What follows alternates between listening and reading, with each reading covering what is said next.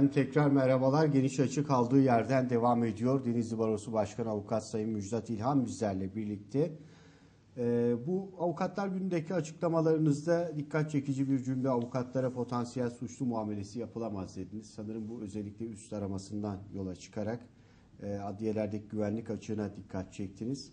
Şimdi bir de yargı vesayetini konuşurken ilk bölümün sonuna doğru aklıma gelen birkaç unsur daha var. Bir dönem farklı yapılanmalar özellikle HSYK'daki düzenlemeyle ilgili tartışıldı.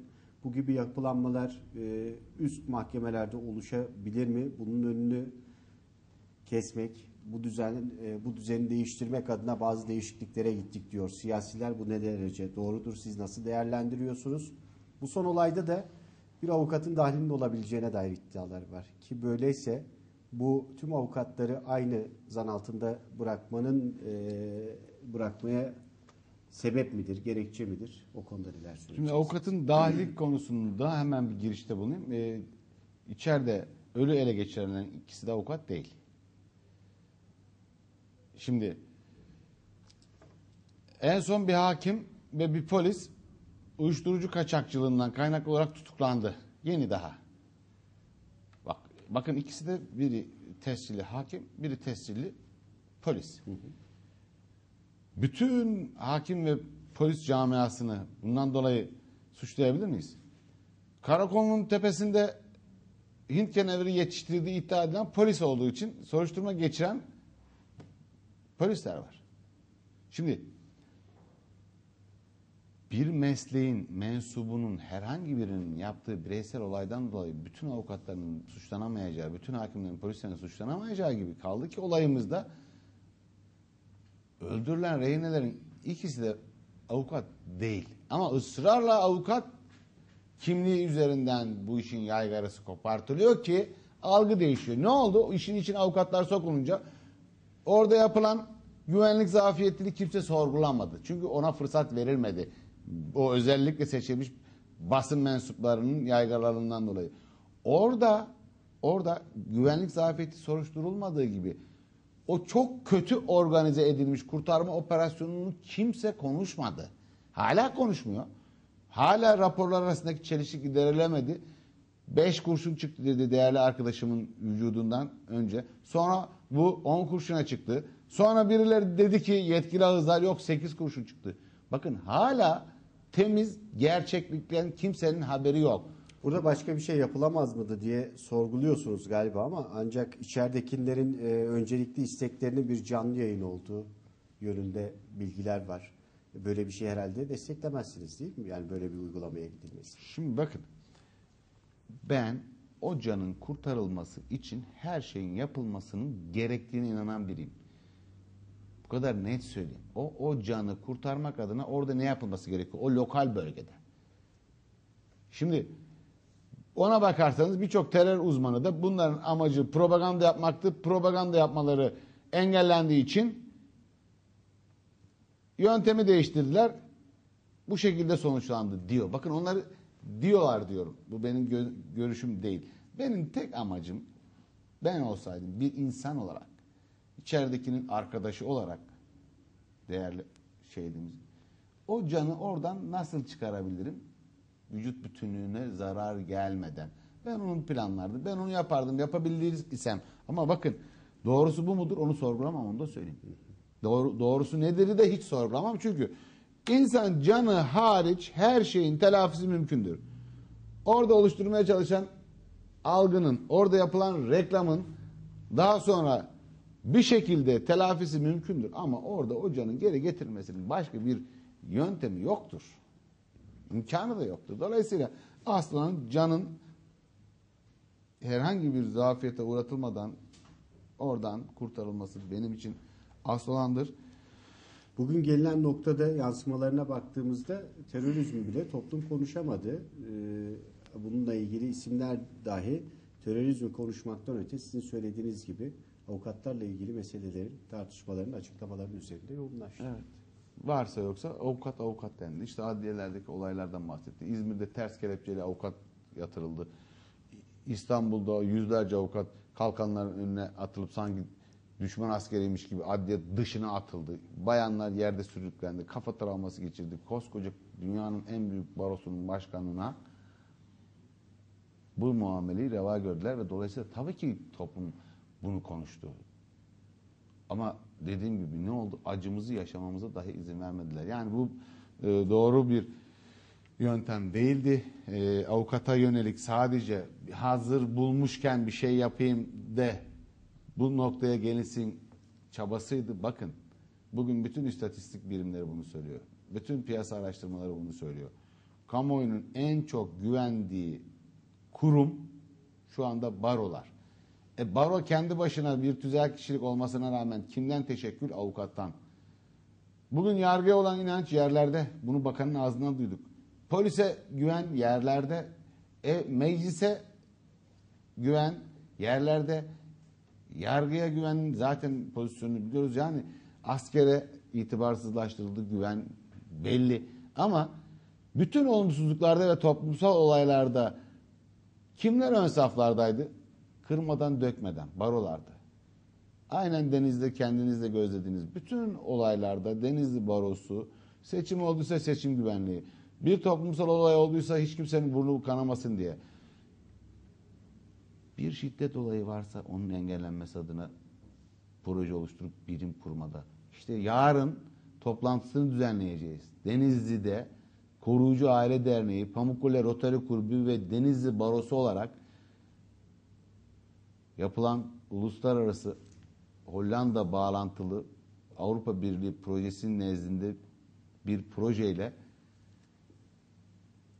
koruyucu aile derneklerinde bir nevi huzurlu sıcak yuva bulan çocukların eğitiminden tutun da yasal düzenlemesinin nasıl olmasına kadar çok geniş kapsamlı toplantılar yapılıyor. Şu anda Türkiye'nin 8 ilinde ve Hollanda'da bunun öncülüğünü yapan, bu işe destek veren Denizli Koruyucu Aile Derneği, Denizli Barosu, Rotary, Denizli Pamukkale Rotary Kulübü.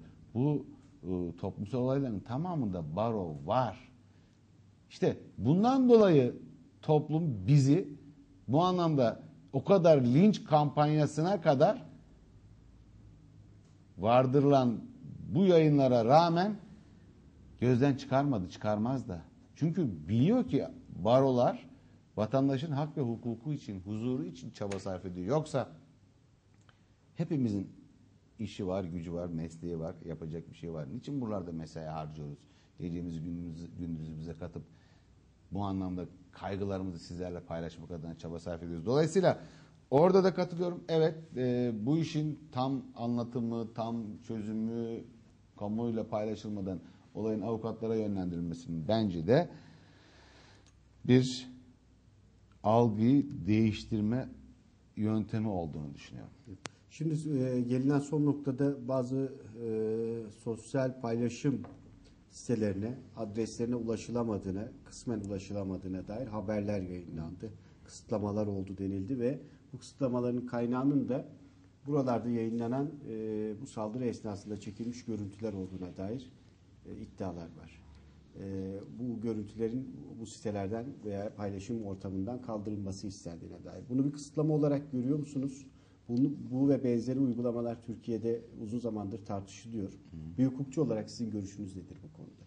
Şimdi eğer hukuka uygun olmadığını düşündüğümüz bir işlem ve eylem içinde bulunduğumuz hassasiyetten kaynaklı olarak bugün mazur görülür ise bu uygulamanın yarın nerelere kadar uzanacağını kestirmemiz mümkün değildir. Evet, şu anda bu işin sıcaklığı, vehamet boyutu düşünüldüğünde yapılan işin ya iyi ki olmuş şeklinde düşünülebileceği de insan zihni açısından değerlendiriyorum. Yani şahsına münhasır bakamaz mıyız olaya? Bakarsak zaten bu işi genelleştirmiş oluruz. Şimdi bakın, bir işi objektif kriterler dışında kendi içindeki değerlendirme araçlarıyla değerlendirirsek olayına göre işlem yapmış oluruz, kişisine göre işlem yapmış oluruz. Yani evrensel hukukun dışına taşmış oluruz. Evrensel hukukun dışına taştığımız her uygulamada bumerang gibi bir gün döner bizi vurur. Dolayısıyla hukuka aykırı bir işlemse mahkemeler nezdinde bunu yapabilirsin. Ama maalesef mahkemelere işi düşürmeden biz yaptığımız yasal düzenlemelerle idari işlemle bunu yapıyoruz. Arkasından bir de mahkeme kararı lazımsa çıkarttıralım diye süre veriyoruz. Zaten fiilen uygulamışsın. O yayın yasağını getirmişsin. Ondan sonra erişimi engellemişsin. Arkadan yasal olarak mahkeme kararı çıkartalım. Aynen iş güvenlik paketinde uygulanmaya başlayacağı gibi. 24 saat, 48 saat gözetim altı sürelerini uygula. Fiilen o işi tamamla. Ortada savcı olmasın, hakim olmasın. Bir arada hakime sorarız canım, alırız bir gözetim kararı ya da savcıya veririz bir bilgi. Oradan yazılı bir beyan alırız. O konuda da hukuka uydurmuş oluruz. Makul şüpheyi de bunun için eleştirdiniz değil mi? Tabii. Yani budur yani uygulama eğer buysa, hukuk buysa inanın bize her zaman hukuk lazım. Bunun mağduriyetini maalesef hep beraber yaşayacağız. Bakın hukuk en son oynanılması gereken alandır. Doğduğu andan itibaren insan hukukun içine doğar. Ölmenin de hukuku vardır. Ölüm de birçok hukuki sonucu beraberinde getirir. Yani hayatın her alanında var olan hukuku örselemeden, evrensel kurallara uygun yaşayamadığımız sürece hiçbir şeyin yaşadığımız coğrafyada güveni yoktur. Siyasetçinin güveni yoktur bir kere. Onu bir bilsinler. Diğer meslek erbaplarının güveni yoktur. Onu bir bilsinler. Şimdi biz yıllarca farklı meslek kuruluşlarını 5 yıl tutuklu kalacak şekilde yargıladık. Eyvah hukuka aykırı işlemler yapmışız dedik. Bütün hepsini beraat ettirdik. Ki o zaman Denizli Barosu olarak, Müjdat İlhan olarak hukuka aykırılıklarından sizin stüdyolarınızda da bahsetmiştik. Duruşmalara gittiğimizde gözlediklerimizi sizlerle paylaşmış. Orada yapılanın bir aleni yargılama olmadığını, Hukuk dışı uygulamalar olduğuna dair birçok açıklamalarınız olumsuzluğun vardı. yaşandığını bizzat gözlerimizle gördüğümüzü söyledik. Keşke, bakın keşke demek bizim için bu anlamda bir acının da göstergesidir. Keşke o olaylar olmasaydı da biz doğruyu söyleyememiş olsaydık. Onlar yaşanmasaydı biz söylediydik demeseydik. Çünkü yiten giden canlar var, onları getiremezsin. Tutsaklıkta hapiste geçen yıllar var, onları geri getiremezsin. O yüzden hukuk herkese lazım. Kimse hukuk üzerinden herhangi bir amaca ulaşmak adına manevra yapmasın. Şimdi bu iç güvenlik paketinde vali lüzumu halinde kolluk amir ve memurlarına suç faillerinin bulunması için gereken emirleri verebilecek diye bir madde var. Az önce değindiniz ama bunu biraz açalım. Daha önce de böyleydi zaten. Valilerin böyle bir yetkisi var deniliyor. Var mıydı? O konudaki görüşünüzü alalım. Ne değişiyor yeni düzenlemeyle? Buradaki eleştiri noktanız nedir? Onu bir de sizden dinleyelim. Şimdi normalde hukuka aykırı eylem ve işlemin takibinden kim sorumludur? Kolluk. Doğru mu? Bir ilde kolluk nereye bağlıdır? En büyük mülki amire, valiliğe. Çünkü İçişleri Bakanlığı'nın temsilcisidir. Vali o anlamda. Şimdi burada yapılmaya çalışılan ya da yeni görev tanımları ile bir yerleri gayet net dolaşmaya çabalanıyor. Bu bir yerler de bizzat hukukun uygulandığı yerler. Neresi? Savcılık. Neresi? Mahkemeler. Şimdi kolluğun tespit ettiği olumsuzluğu, bir suçu, önleyici tedbir de dahil doğrudan savcılığa bildirme zorunluluğu var.